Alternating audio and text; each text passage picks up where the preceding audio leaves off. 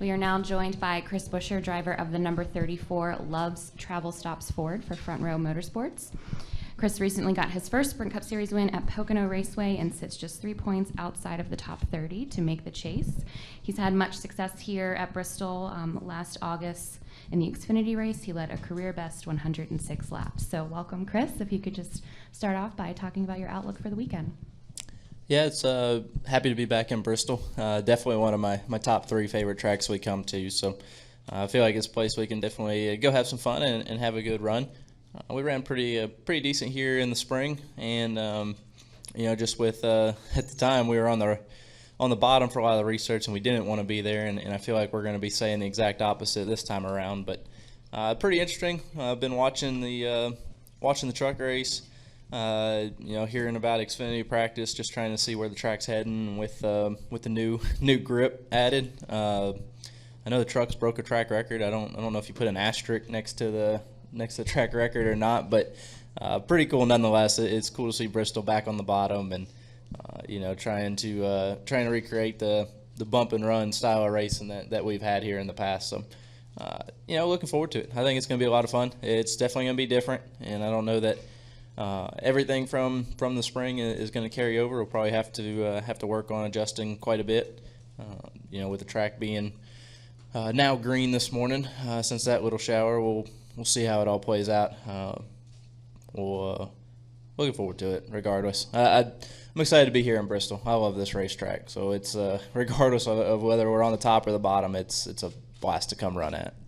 We'll now open it up for questions for Chris. If you have a question, please raise your hand and we'll get a microphone to you. We'll start up here with Jeff and then go back to Jerry.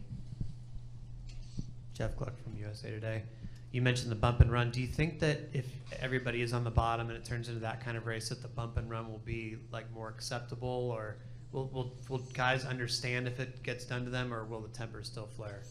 I'm sure you'll be mad if you get pushed out of the groove, but I think if it's on the bottom and that's the way to pass, you better expect it. And you can be upset about it, but pretty quickly everyone will realize that's the only way they're going to get those spots back that they just lost, and they're gonna wind up on the other side,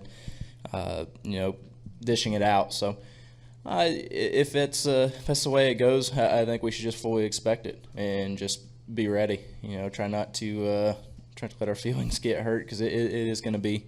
It's going to be a tough race if it's just on the bottom like that. But, just watching the truck race, it looked like that second groove, even middle, wasn't faster, but it was usable. And so I think there's a good lane to recover if you do get pushed out. And I think there's possibility of the top or the middle being able to actually pass on the bottom, especially when it gets jammed up down there. Okay, Jerry. Jerry Jordan, Performance Racing Network, Kicking the Tires.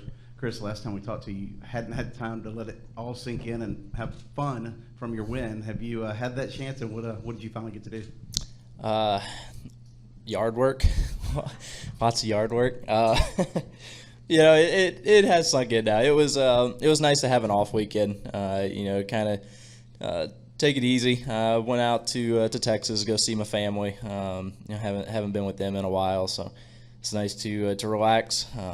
I say that I think I did more work out there than I do at my own place, but honestly, I like to stay busy. So I went out in the garage, helped Dad, washed all my sister's cars, and basically put me to work. But it was a good time. It was just nice to change pace up a little bit. It's our last one of the year, so now we look at the rest of it, and we got some pretty awesome races coming up. Obviously that win. Special for being the first one, but with the chase format and everything going on, it's extremely important that we go after it these next 4. So we look at these races, Bristol, Michigan, we ran really well at as Fords, basically as a large group, and Darlington's my favorite racetrack. So we throw in the curveball of Richmond in there that I'm undecided on, and we'll go get those couple of points and get in the chase, and then we'll be talking about a little bit different year. Okay, we'll go next to Chris, then come up to Bob, and then over to Woody. Chris9catchtrends.com. Chris, it's been a few weeks since the win at Pocono. Has the phone been ringing or inquiring for sponsorship, especially during the chase for Front Row Motorsports? I hope so. I guess I don't know. It'd be awesome to be able to sell a little bit more. We got Loves on board of our Fusion this weekend, and they're pretty excited. We got some cool stuff coming for Darlington, just for the throwback scheme. A bunch of things happening that are not necessarily new, but we've had a great partnership with CSX and Loves this year, and they've really stepped up from what they've done previously. So we're happy to have them on board, and we'll definitely be glad to be looking ahead and see if we can get a little bit more. Bob Hockers, ESPN. Last year at the end of the year, your quotes were, "I hate points racing." Do you feel like you're points racing now, and is it any different? And can you talk about maybe your approach because of where you are in the points? I still hate points racing, but it is a little bit different this time around.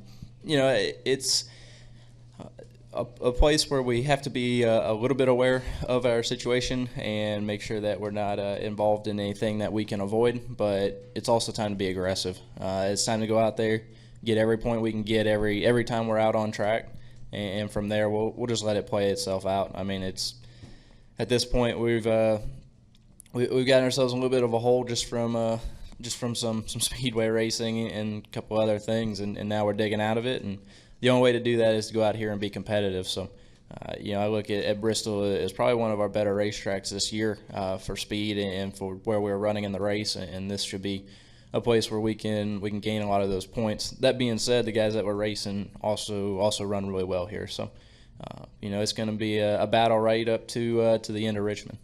Okay, we'll go next to Woody and then come back over to Dustin.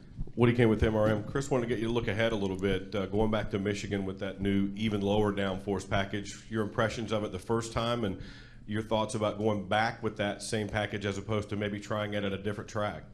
I'm glad that we're sticking with what we left Michigan with. Not trying to change it up too much. Not trying to throw too many curveballs, especially as we get closer to the chase. I think a lot of teams will tell you that they don't want to have to be guessing when they show up to the racetrack on a new rules package. So, I think it's good to have that consistency there.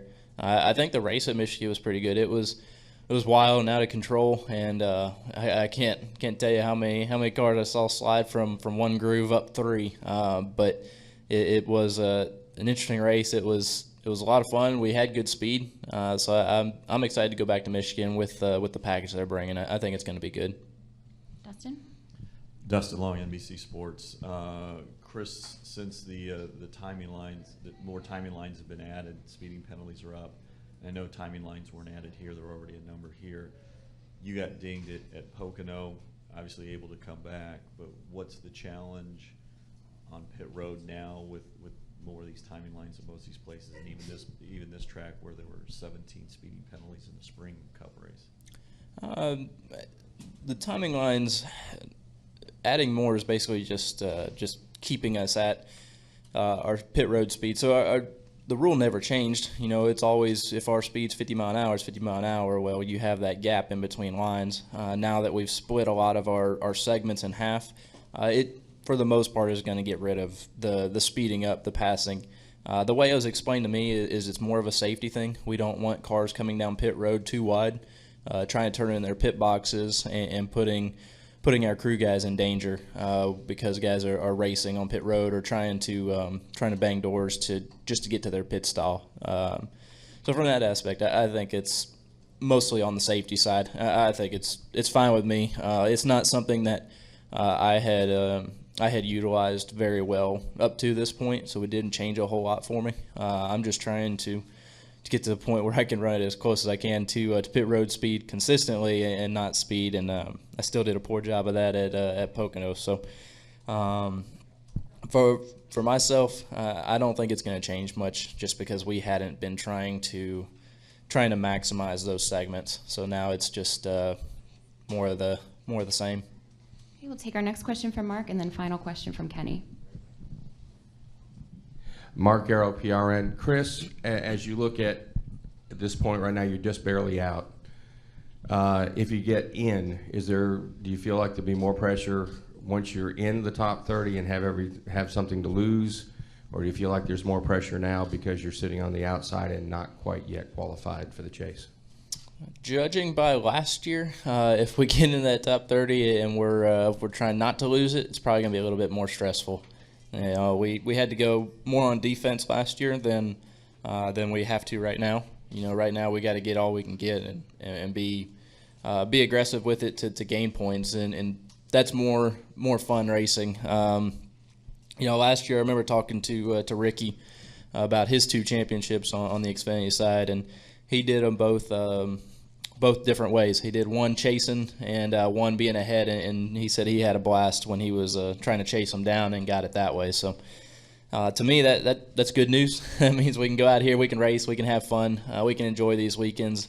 Not too worried about giving it up, just knowing that we got to do everything we can do to run it as well as possible. And that's not necessarily saying we got to try and get ourselves in a fuel window and run out of gas and lose a bunch of spots. It's saying that we got to be aggressive on track, take passes whenever we can get them, and make sure that we can drive forward so that we are earning points versus losing them each of these next 4 weekends.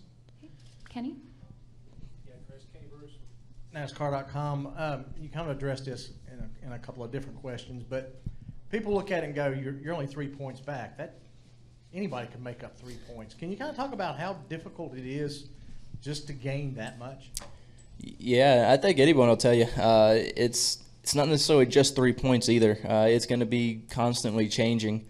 There's 4 drivers in this window that can basically upset the balance or change it each and every weekend. So, for us right now, yeah, it's 3 points to David Reagan, but after Bristol, it could be a completely different story. It could be, we gain points on David, but we could get passed by the one behind us. I mean, it's a balance, but we got to take it week by week. And kind of going back to previous questions, we have to capitalize on our weekends as much as possible. That's what's going to be important for us, is to do the best we can and let everything else fall the way it's going to.